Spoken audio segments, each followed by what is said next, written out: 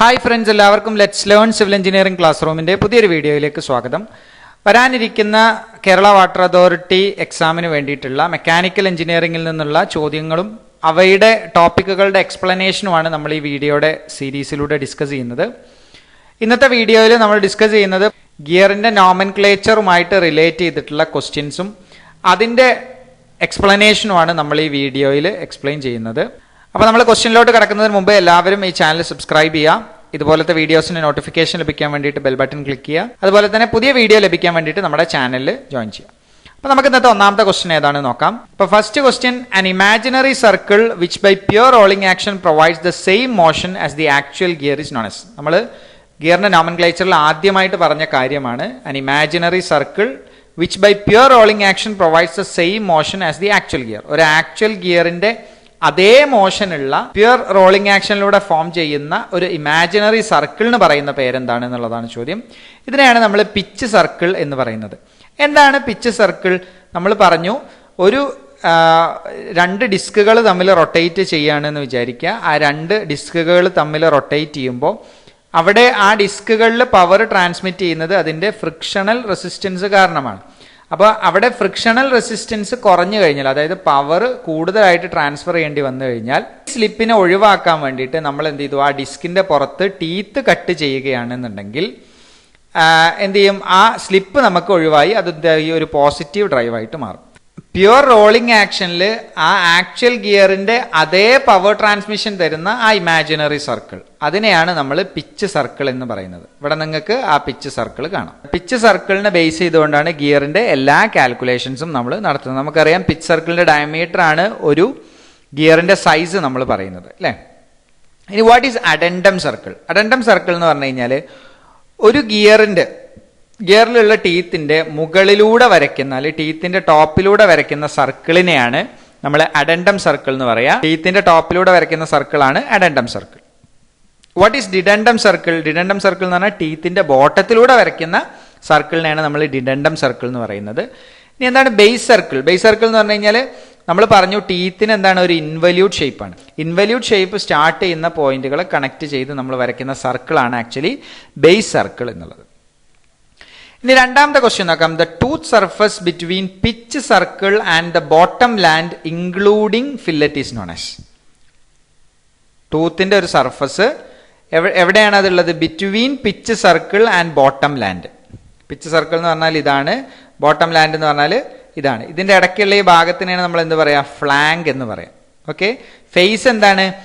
The tooth surface between the pitch circle അല്ലെങ്കിൽ pitch surface and the top land. Top ലാൻഡും pitch സർക്കിളും തമ്മിലുള്ള ഡിസ്റ്റൻസിനെ നമ്മൾ ഫേസ് എന്ന് പറയും.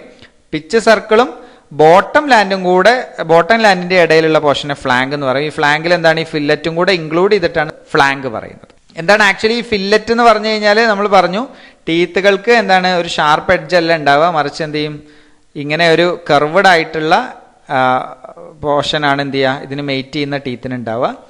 അപ്പോൾ ആ ടീത്തിന്റെ ഈ എൻഡിലുള്ള ഈ കർവേച്ചറിന്റെ റേഡിയസിനെയാണ് നമ്മൾ ഫില്ലറ്റ് റേഡിയസ് എന്ന് പറയുന്നത്. ഈ കർവേച്ചറിന്റെ റേഡിയസ് ആണ് ആക്ച്വലി ഫില്ലറ്റ് റേഡിയസ്.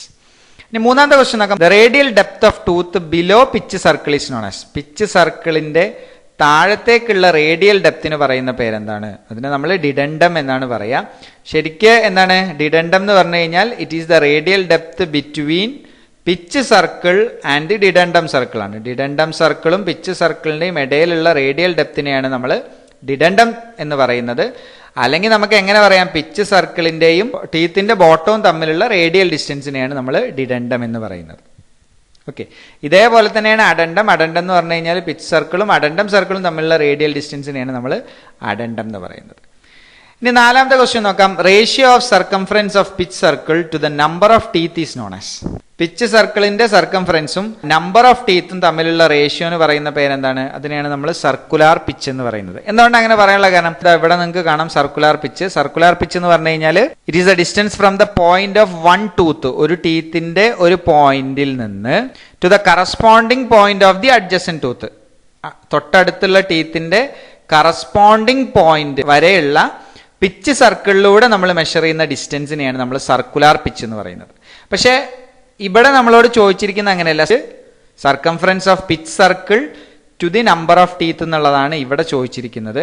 അതായത് ഈ ഡിസ്റ്റൻസ് ഇപ്പൊ നമ്മളുടെ ഈ പിച്ച് സർക്കിളിന്റെ സർക്കംഫറൻസിനെ ടീത്തിന്റെ എണ്ണം കൊണ്ട് നമ്മൾ ഡിവൈഡ് ചെയ്യുകയാണെന്നുണ്ടെങ്കിൽ നമുക്ക് കിട്ടുന്നത് എന്തായിരിക്കും? ഈ സർക്കുലർ പിച്ച് ആയിരിക്കും. അതായത് ഇവിടെ മുതൽ ഇവിടം വരെയുള്ള ഡിസ്റ്റൻസ് ആയിരിക്കും. ഇവിടെ ഒരു ടീത്ത് ഉണ്ടായിരുന്നെങ്കിൽ അതിന്റെ ടീത്തിന്റെ എണ്ണം കൊണ്ട് ഡിവൈഡ് ചെയ്താൽ ഇത്രയൊരു ഡിസ്റ്റൻസ് ആണ് കിട്ടുക, അല്ലെ? ഈ ഒരു ഡിസ്റ്റൻസ് ആണ് കിട്ടുക.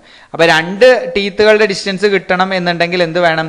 ഇവിടെ ടീത്ത് ഇല്ലാത്ത ഒരു അവസ്ഥ വരുന്ന സമയത്ത് എന്ത് ചെയ്യും? സ്വാഭാവികമായിട്ടും സർക്കംഫറൻസിനെ ടീത്തിന്റെ എണ്ണം കൊണ്ട് ഡിവൈഡ് ചെയ്ത് കഴിഞ്ഞാൽ നമുക്ക് ഈ ഒരു പോയിന്റ് മുതൽ ഈ ഒരു പോയിന്റ് വരെയുള്ള ഡിസ്റ്റൻസ് ആണ് കിട്ടുക.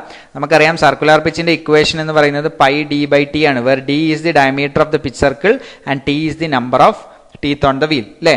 അപ്പോൾ സർക്കുലർ പിച്ചിന്റെ equation pi D by T ആണ്. പൈ ഡി എന്ന് പറയുന്നത് ആക്ച്വലി എന്താണ്? Circumference of the pitch circle ആണ്. ടി എന്ന് പറഞ്ഞു കഴിഞ്ഞാൽ number of teeth on the വീലാണ്. ആ വീലിലുള്ള നമ്പർ ഓഫ് ടീത്ത്, ആ ഗിയറിലുള്ള നമ്പർ ഓഫ് ടീത്തിനെയാണ് നമ്മൾ ടി എന്ന് ഡിനോട്ട് ചെയ്യുന്നത്. ഓക്കെ, ഇനി what is diametrical pitch? Diametrical pitch എന്ന് പറഞ്ഞു കഴിഞ്ഞാൽ it is the ratio between the number of teeth to the diameter of the pitch circle. Number of teeth divided by diameter of the pitch circle ചെയ്യുകയാണെന്നുണ്ടെങ്കിൽ നമുക്ക് കിട്ടുന്നത് ഡയമെട്രിക്കൽ പിച്ചാണ്.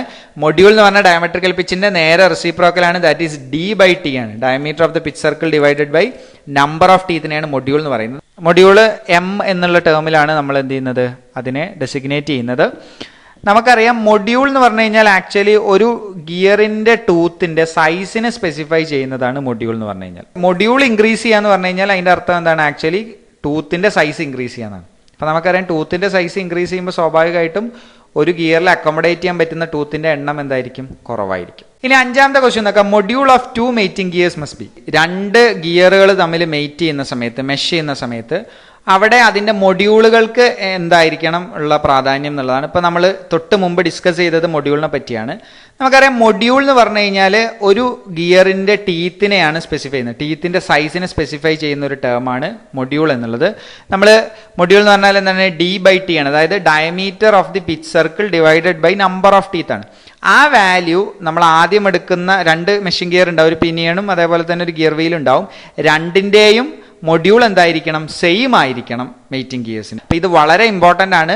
രണ്ട് mating ഗിയേഴ്സിന്റെ module എന്തായിരിക്കണം? Same ആയിരിക്കണം. Module എന്ന് പറഞ്ഞു കഴിഞ്ഞാൽ സൈസ്, ഒരു ഗിയറിന്റെ ടൂത്തിന്റെ സൈസിനെ സ്പെസിഫൈ ചെയ്യുന്ന ടേമാണ് മൊഡ്യൂൾ എന്നുള്ളത്. മൊഡ്യൂൾ ഇൻക്രീസ് ചെയ്യാന്ന് പറഞ്ഞു കഴിഞ്ഞാൽ അതിന്റെ അർത്ഥം ടീത്തിന്റെ എണ്ണം കുറയാന്നാണ്, അതായത് ടീത്തിന്റെ സൈസ് കൂടുക എന്നാണ്. മൊഡ്യൂൾ ഇൻക്രീസ് ചെയ്യാന്നാണ് ടീത്തിന്റെ സൈസ് കൂടുക. ടീത്തിന്റെ സൈസ് കൂടുമ്പോൾ സ്വാഭാവികമായിട്ടും അതിൽ അക്കോമഡേറ്റ് ചെയ്യാൻ പറ്റുന്ന, ഒരു ഗിയറിൽ അക്കോമഡേറ്റ് ചെയ്യാൻ പറ്റുന്ന ടൂത്തിന്റെ എണ്ണം എന്ത് ചെയ്യും? കുറവായിരിക്കും. അപ്പൊ അത് കൃത്യമായിട്ട് ഓർത്ത് വെക്കുക. Module of two mating gears must be the same. ഇനി ആറാമത്തെ ക്വസ്റ്റ്യൻ നോക്കാം. The ratio of circular pitch and the module is. Circular പിച്ചിന്റെയും മൊഡ്യൂളിന്റെയും റേഷ്യോ എന്താണ് എന്നുള്ളതാണ്. അപ്പോൾ ഇവിടെ നോക്കിയാൽ നമുക്ക് കാണാം സർക്കുലർ പിച്ച് എന്ന് പറഞ്ഞു കഴിഞ്ഞാൽ പൈ ഡി ബൈ ടി ആണ്, അല്ലെ? സർക്കുലർ പിച്ച് നമ്മൾ പറഞ്ഞു ഒരു ടൂത്തിന്റെ ഒരു പോയിന്റിൽ നിന്ന് തൊട്ടടുത്തുള്ള അഡ്ജസന്റ് ടൂത്തിന്റെ അതേ പോയിന്റിലേക്ക്, അല്ലെ കറസ്പോണ്ടിങ് പോയിന്റിലേക്ക് പിച്ച് സർക്കിളിലൂടെ മെഷർ ചെയ്യുന്ന ഡിസ്റ്റൻസിനെയാണ് നമ്മൾ സർക്കുലർ പിച്ച് എന്ന് പറയുന്നത്. അതെങ്ങനെയാണ് നമുക്ക് കിട്ടുക? Circumference of the pitch circle divided by number of teeth ആണ്, അല്ലെ? ഇപ്പൊ പൈ ഡി ബൈ ടി ആണ് എന്ത്? Circular pitch. മൊഡ്യൂൾ നമ്മൾ പറഞ്ഞു അത് ഡി ബൈ ടി ആണ്. അപ്പൊ ഇത് തമ്മിലുള്ള റേഷ്യോ എന്തായിരിക്കും? Pi D by T divided by D by T എന്ന് വരും. That is pi D T divided by D T എന്ന് വരും. ഇപ്പൊ ഡി ടി ക്യാൻസൽ ആകുമ്പോൾ നമുക്ക് പൈ എന്ന ആൻസർ കിട്ടും. So the ratio of the circular pitch and the module is equal to pi. ഇനി അടുത്ത ക്വസ്റ്റ്യൻ നോക്കാം. Which one of the following type of gears can have teeth that are straight, spiral and hypoid?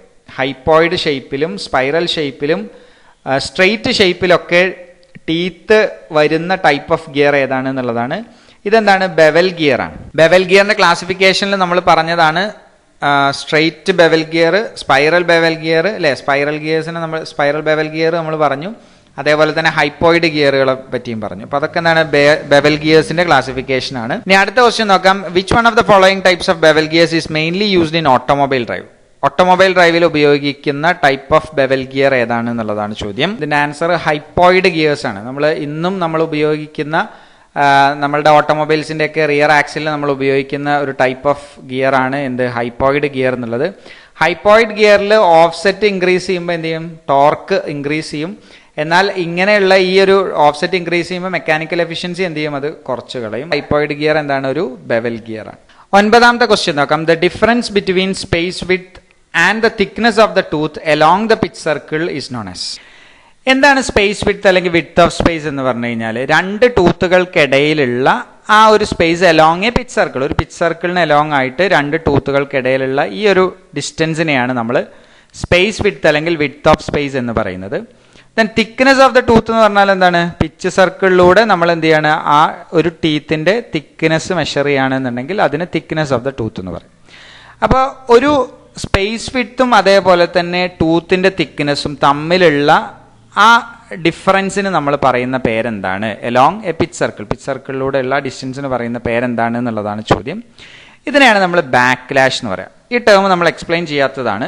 അപ്പോൾ backlash എന്ന് പറഞ്ഞാൽ ഇത്രയേ ഉള്ളൂ. ഇപ്പോൾ ഇവിടെ നിങ്ങൾക്ക് കാണാം, ഒരു മെഷീൻ ഗിയറിൽ ഒരു ഗിയർ, ഒരു ഡ്രൈവർ ഗിയർ ഉണ്ട്, ഒരു ഡ്രിവൺ ഗിയർ ഉണ്ട്. അപ്പോൾ ഈ ഒരു ഗിയറിലേക്ക് ഇവിടെയുള്ള ഗിയറിൻ്റെ ഒരു ടൂത്ത് വന്ന് മെഷ് ചെയ്യുമ്പോൾ നമുക്കറിയാം ഇവിടെ പ്രൊവൈഡ് ചെയ്തിരിക്കുന്ന സ്പേസ് എന്ന് പറയുന്നത് മെഷ് ചെയ്യുന്ന ടീത്തിനേക്കാൾ കൂടുതലായിരിക്കും.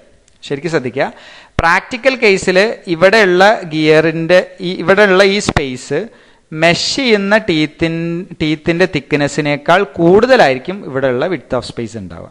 അതെന്തിനാണ് അങ്ങനെ പ്രൊവൈഡ് ചെയ്തിരിക്കുന്നത് എന്ന് പറയാം.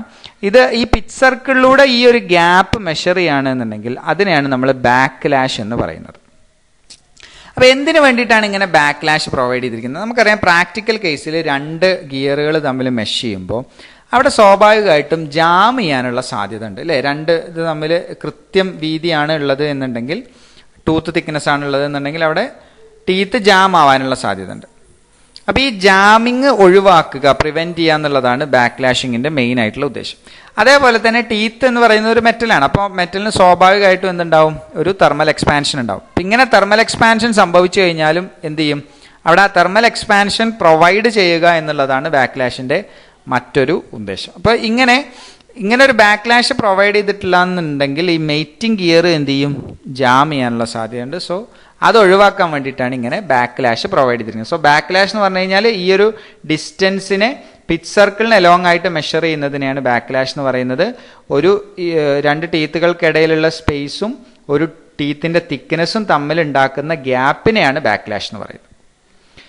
ഇനി 10ാമത്തെ ക്വസ്റ്റ്യൻ നോക്കാം. The value of pressure angle generally used for involute gears is.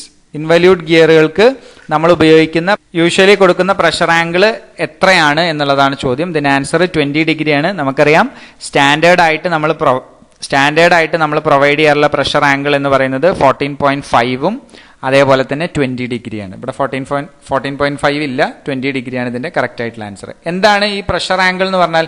Pressure angle നമ്മൾ പറഞ്ഞു, രണ്ട് ഗിയറുകൾ തമ്മിൽ മെയ്റ്റ് ചെയ്യുമ്പോൾ മെഷ് ചെയ്യുന്ന സമയത്ത് അവിടെ പവർ ട്രാൻസ്മിറ്റ് ചെയ്യുന്ന ഒരു പോയിന്റ് ഉണ്ടാവും അല്ലേ? ആ പോയിന്റിലൂടെ നമ്മൾ ഒരു ലൈൻ വരയ്ക്കുകയാണ്, which will be perpendicular to the face of the teeth. ഈ ടീത്തിന്റെ ഫേസിന് പെർപെൻഡിക്കുലർ ആയിക്കൊണ്ട് ഈ പോയിന്റിലൂടെ വരയ്ക്കുന്ന ലൈനിനെയാണ് നമ്മൾ എന്ത് പറയുന്നത്? ലൈൻ ഓഫ് ആക്ഷൻ എന്ന് പറയുന്നത്. അതിലാണ് എന്ത് ചെയ്യുന്നത്? ലോഡ് ട്രാൻസ്ഫർ ചെയ്യുന്നത്. ആ പോയിന്റിലൂടെയാണ് ലോഡ് ട്രാൻസ്ഫർ ചെയ്യുന്നത്. സോ ആ ഒരു ലൈനും ഒരു കോമൺ ടാൻജന്റും അല്ലെ, രണ്ട് കോമൺ നോർമലും ഒരു കോമൺ ടാൻജന്റും തമ്മിലുണ്ടാക്കുന്ന ആംഗിളിനെയാണ് നമ്മൾ പ്രഷർ ആംഗിൾ എന്ന് പറയുന്നത്. ഇവിടെ നിങ്ങൾക്ക് കാണാം, ഇതാണ് കോമൺ ടാൻജന്റ്, ഇത് കോമൺ നോർമൽ. ഇത് തമ്മിലുണ്ടാക്കുന്ന ആംഗിളിന് പ്രഷർ ആംഗിൾ എന്ന് പറയും. സ്റ്റാൻഡേർഡ് ആയിട്ട് പ്രൊവൈഡ് ചെയ്യുന്ന പ്രഷർ ആംഗിൾ എന്ന് പറയുന്നത് 14.5ഉം 20 ഡിഗ്രിയാണ്. അപ്പോൾ ഈ ഭാഗം എല്ലാവർക്കും മനസ്സിലായിട്ടുണ്ടാവുമെന്ന് വിചാരിക്കുന്നു. Thank you for watching the video.